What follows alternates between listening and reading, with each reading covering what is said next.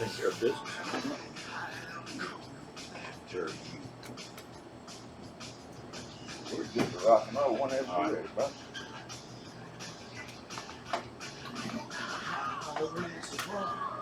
Please. Nothing room without a view.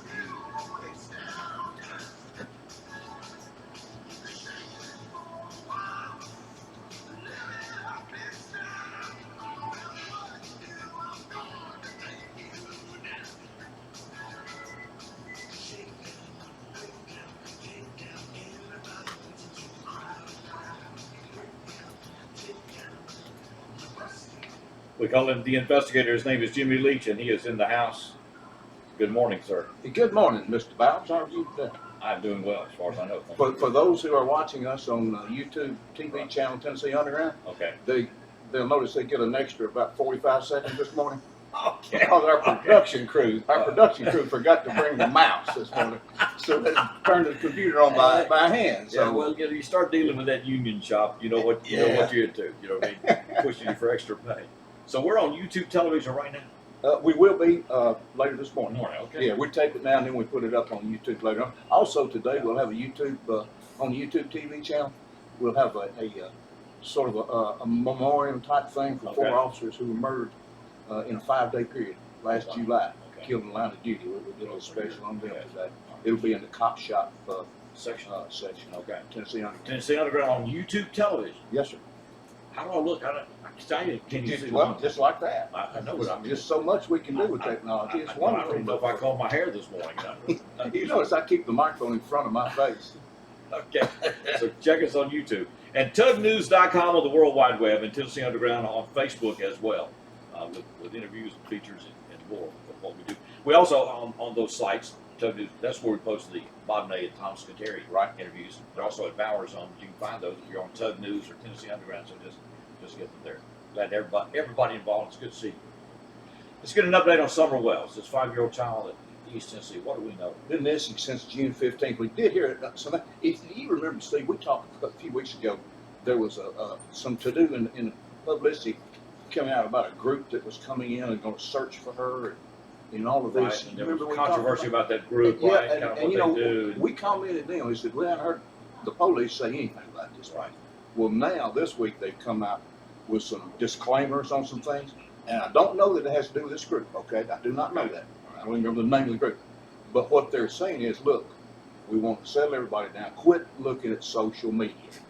And there's been some rumor put on about looking for a white truck, and law enforcement and TBI saying that did not come from us. Disregard that. Here's what we're looking for as a possible witness. They get a vehicle description. Okay. And they said somebody has been raising money, saying that they're working on this case with us. They are not working with us. We are not asking for donations for anything. Don't do it. And also they said, for those of you who heard on social media that we're using psychics, we are not using psychics in this case. And also, we've had some, there were 3 other children in that house, 2 or 3, and they've been turned over to Human Services Department, child custody people. And there's been some history with the parents, some domestic violence. At one point, the mother got a restraining order of protection out against the father for herself and the children. They had since reconciled, but there has been some trouble there in the house. Department of Children's Services has got involved in these children. Yeah, but now they're making a point to say that doesn't have anything to do with the case. Right. Wow. There's been a history of problems in the household. Yeah. Well, so I guess with the technology of today, we'll see more and more of this, and there'll be organizations out there that will see an opportunity to get publicity for themselves. GoFundMe pages. You remember a year or so ago there was a woman that came up missing out in one of the national parks out west, and her sister got a big GoFundMe page up and raised $15,000, I think, and it turned out to be a hoax. The woman showed up. Not sure that the sister knew it. But the woman, she wasn't really. They found her, and she said, "Well, I've been wandering around, but she had plenty of water. She had this and that." So be careful. Yeah, be careful. Be careful. But I guess with an investigation, then, because the authorities are looking for this or we heard that, so they're saying no, none of that's jeopardized. Right. And people want to help, you know. Right. That's I understand that too. It's great that people want to help. And sometimes the intention is good, but as you say, crime scenes could contaminated pretty quickly. Very quickly. And once it's contaminated, it's contaminated forever. You can't bring it back. So sometimes being there is not an asset. Right. Exactly. Meanwhile, we're going to Georgia, an arrest in a 30-year-old case. Yeah, you know, now and again we hear some good news, and this goes back to technology. It was a kid that disappeared, didn't come home for supper, and they started looking for him. It's down in Georgia, and they found the body not far from the apartment where they lived, and it has been unsolved since 1988. Okay, but the police, you know, you never give up on a homicide. You never close a case on a homicide. And they kept, you know, chugging along. And one of the things you do on cold cases, go back and look and make sure that you've done everything technologically that you can do, because that's advancing so rapidly. Well, they did one of those checks and said, wait, what about this? And they went and got permission from the family, and they exhumed the body, the divorced body, and did some type of DNA test on him. They haven't really said exactly what they did or where they got the DNA from, but they have said that they matched the guy's DNA, and what they're saying is evidence from the crime scene, which, of course, in a homicide, the body is part of the crime scene. And it's a fellow that has a history of child molestation. And so they found something in the child's DNA to link to, or something around on the body. It would have to be something like in the bone marrow maybe, or something like that, I'm thinking, because, you know, he wouldn't have the same clothing on that he would have had when he got killed, and none of that. But they've also charged the guy, which tends to make me think the guy may be talking. They've charged him not only with murder, but also with a sexual crime. So, and I don't know how they would have come about that, unless, of course, they could have seen that at the original crime scene. Jimmy Leach, the investigator, with us. What is this about Molly Tibbetts? Molly Tibbetts, but I think we talked about this last week or week before last. They came up, some guy in prison says, hey, look, this guy that y'all just convicted, you know, they convicted an undocumented alien, illegal alien, for the murder. That's one reason it made the national headlines. And, you know, they got her DNA out of his trunk. Right. And he showed them where the body was, and made a, if not a total confession, at least an admission of guilt. Well, why would there be a new development in this case? It's I almost said a dirty word. It's not. They got a hearing, and this guy in prison said, that guy didn't kill him. Another fellow told me that he killed him. And what was this case? This was what state? California. I don't think it was California, but it was. I'm going to think up in the Northeast somewhere. I apologize, but I should know that.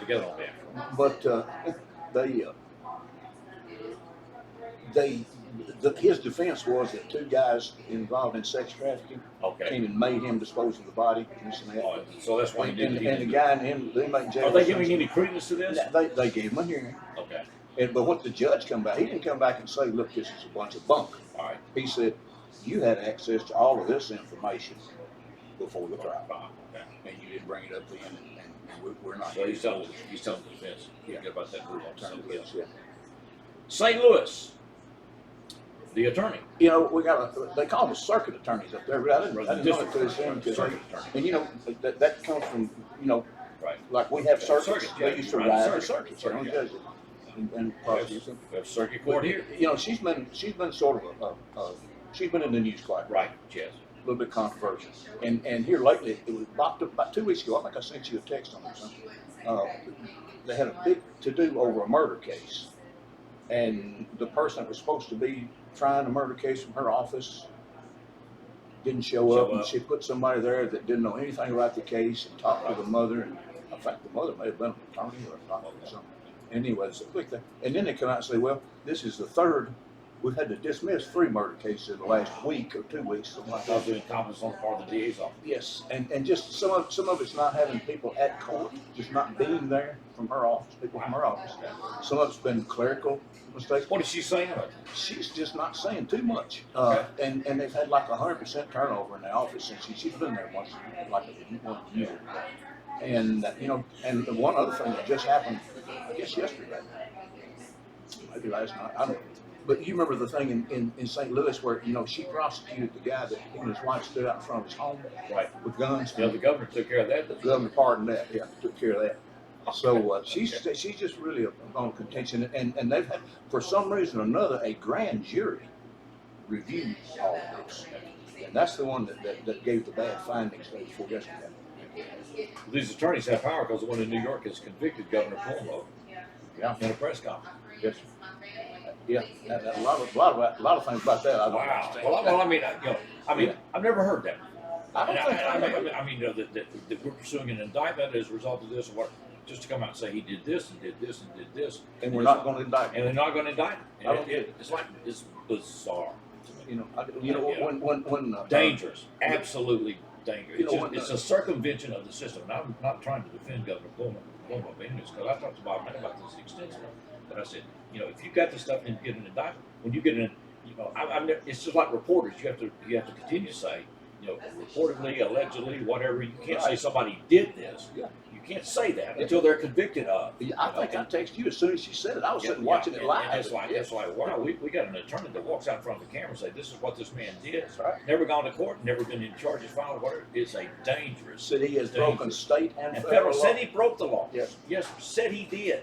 It's not that we're accusing him of, or we're pursuing an investigation of the possibility of. Said he did it. Well, it's the most bizarre thing I've ever seen. And she's getting kudos and a lot of press out there for that work. And I'm thinking, that is an aberration of the system, or at least it is. Well, you know, it kind of brought back to me. You remember the FBI director back when Clinton and Trump were running against one of the president, just a couple of weeks before the election. Oh, yeah. He gets up and says, you know, the FBI, who is famous for saying, we will not talk at all about it. We will not confirm nor deny the existence of this. Gets up and says, well, she did this, but we don't think the prosecutor. We got a Pentagon shooting. We're going to talk to Tom Scuteri about that. There was an article that came out about JFK. It's just bizarre that this stuff is still out there. What is this about the gun? Okay.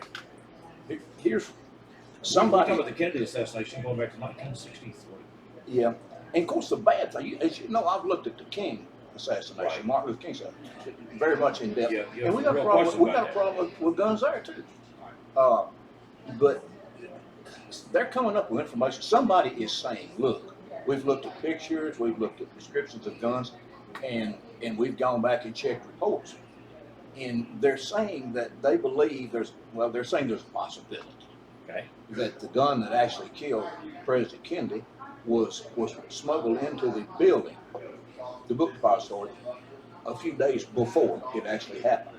And that they're going to, and Well, how would you know that now? well, I don't know, Steve. They're going back. You know, you got all this conspiracy theory. I understand it, dude. And they're going so far back as saying one of them. There was a cab driver evidently who saw Oswald. Said Oswald got out that morning with a package under his arm, and said, well, he broke the rifle down and smuggled in that one. And they were saying, okay, when you break the rifle down, it's kind of rifle they said it's longer than the length of his arm was, so that couldn't have worked. You know, just kind of get. But they're saying it wasn't this kind of gun, it was this kind of gun. And they're saying that they went back and made police officers change their reports. And that one officer said, I will not, maybe the chief deputy. No, it was somebody said, I will not change mine, and never did. And they put a lot of pressure. Some of that stuff, it's a conspiracy. But, you know, it's hard to prove these things because everybody's gone. You're dead. And they're saying that the evidence wasn't marked. Well, today that wouldn't happen. The evidence would be marked. It'd be photographed and everything. But they're saying they switched the guns afterwards and that they never did mark the gun correctly. And of course, one thing got paid that they never had to go to court on that case because Oswald was killed. So, and there was no media digging through the files back then. So, you know, if they'd gone to And multiple agencies involved in that. oh yes, you can just imagine the confusion. So, you know, You can Google it, search the JFK and the gun. Right. but I know, just jumping back real quick to the Martin Luther King thing, the last book that I read, which was 11th or 12th one I read on that, and this guy interviewed an FBI agent who was involved in the original King assassination investigation. All right. And they brought up ballistics, and he said, there's a problem with those ballistics, and I'm not going to talk about it. So these things get interesting. Jimmy Leach, the investigator. What's happening on the show Saturday? I think. By the way, this is WNWS FM Jackson, WTJS FM in Alamo. Whatever we do, we're the talk of Jackson and West Tennessee. The producer and I had a meeting yesterday. Okay, so And I think what we're gonna do is replay a show we had with one of our favorite guests, the former Sheriff David Buffalo. all right. Coming up Who- Saturday morning at 9 o'clock. 9 o'clock. 93.1. We're on the way to Tom Scuteri. Steve Bowers with you, and this is Blue Suede Fire.